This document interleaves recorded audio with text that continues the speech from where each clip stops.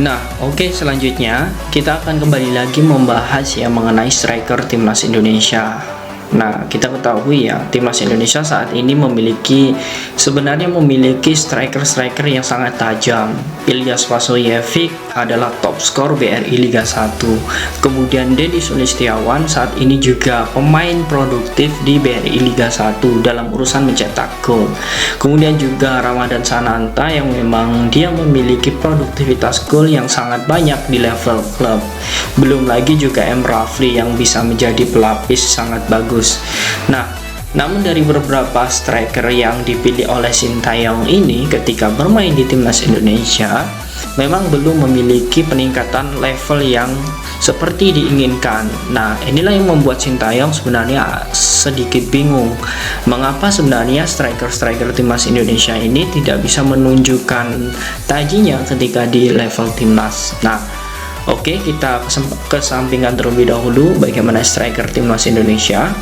Nah, ada satu pemain keturunan yang memang penting kita bahas karena dulu pemain ini memang meminta untuk bergabung bersama timnas Indonesia dengan syarat.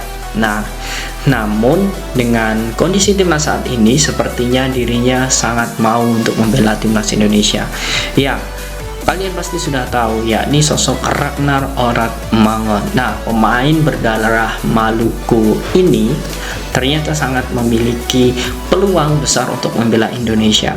Oke, Ragnar Oratmangun lahir di Oost, Belanda 21 Januari 1998. Tingginya yang saat ini 180 cm membuat dirinya sangat tertarik untuk bisa menjadi bagian timnas Indonesia. Nah, posisinya saat ini adalah gelandang serang, second striker. Dia juga bisa ditempatkan sebagai seorang winger. Nah, kemudian dirinya juga memiliki kekuatan kaki kanan ya. Ini adalah ciri khas striker Indonesia kebanyakan. Seperti Dimas Derajat, dia juga memiliki kecenderungan kekuatan kaki kanan. Kemudian Witan Sulaiman dan juga Sadil Ramdhani. Berbeda dengan sosok Egy Maulana Fikri yang mengandalkan kaki kirinya. Nah, kemudian di sini kalian bisa lihat ya, karir dari Ragnar Oratmangun ini sebenarnya memiliki beberapa klub yang dibilang ini adalah klub-klub yang sangat besar di Belanda. Ia pertama kali gabung ya di sekolah sepak bola Netsni Jemen ya. Kemudian dia pindah ya. Ini dari tahun 2013 ya. Kemudian sampai 2017 dia masih bersama Netsni Jemen. Kemudian di tahun 2019 ya, dia dipinjamkan selama 9 bulan di Top Os sampai 2020.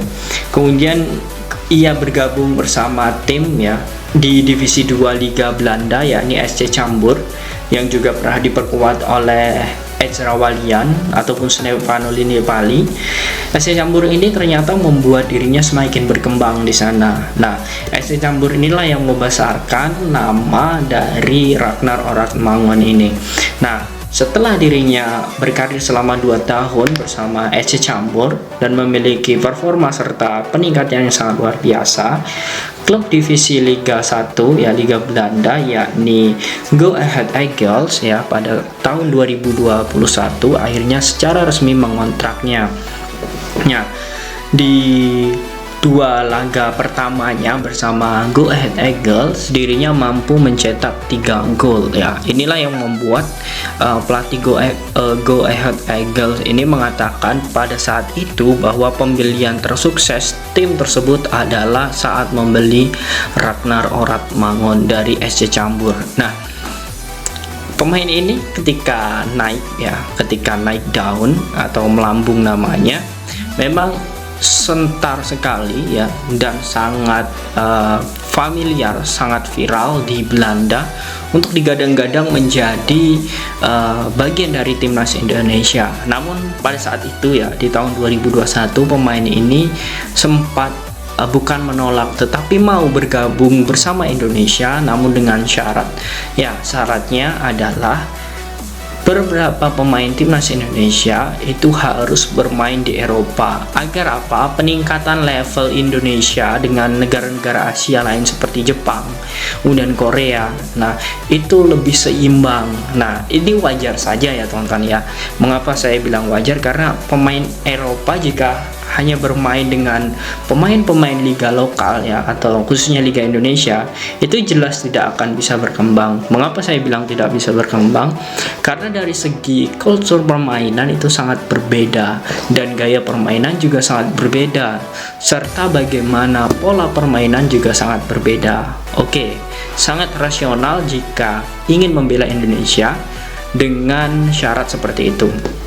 Nah, kemudian di tahun 2022 ini dia dilepas ya oleh Go Ahead Eagles karena FC Groningen ya di tim Eredivisie juga itu mengincar dirinya dan akhirnya merekrut dirinya.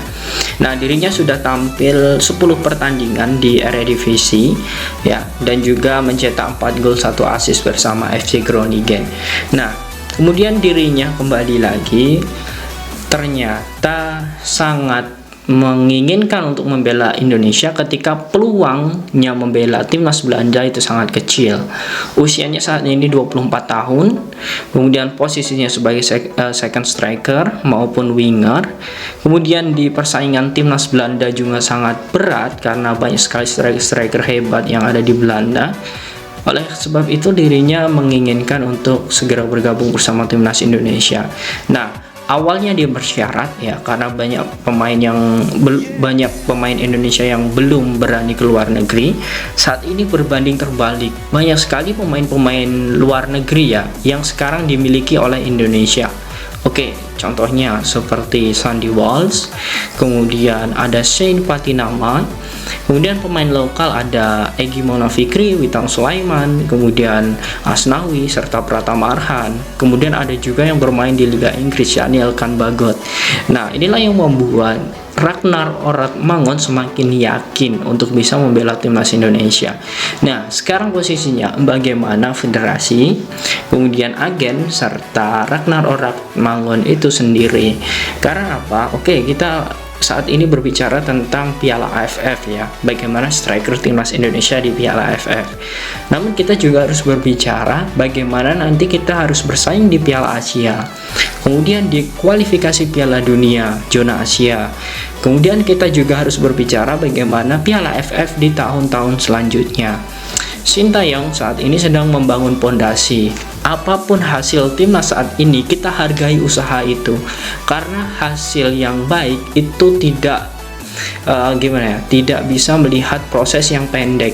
Nah, maka dari itu proses yang panjang dari Sintayong ini serta pelatih analisis timnas Indonesia itu sendiri itu sedang menganalisis bagaimana pemain-pemain keturunan saat ini. Nah, seperti Justin Hubner, kemudian Ivar Jenner, Rafael Struijk, semuanya memang berbondong-bondong dinaturalisasi yang memiliki usia muda, agar nantinya ketika timnas ya sudah memiliki karakter dalam permainannya, 3, 4, sampai 5 tahun ke depan timnas akan satu level dengan Thailand, bahkan akan lebih tinggi lagi dengan Vietnam. Itulah harapan bagaimana Sintayong mengembangkan pondasi. Jadi menurut saya, apakah Ragnar Oratmangun ini sangat baik untuk dinaturalisasi selagi usianya masih muda dan pemain itu mau untuk membela timnas Indonesia? Menurut saya sangat bagus untuk perkembangan prestasi timnas Indonesia. Nah, bagaimana menurut kalian? Apakah Ragnar Oratmangun ini sangat setuju untuk kita naturalisasi, khususnya federasi ya? Apakah setuju kalian teman-teman? Silahkan kalian tulis di kolom komentar.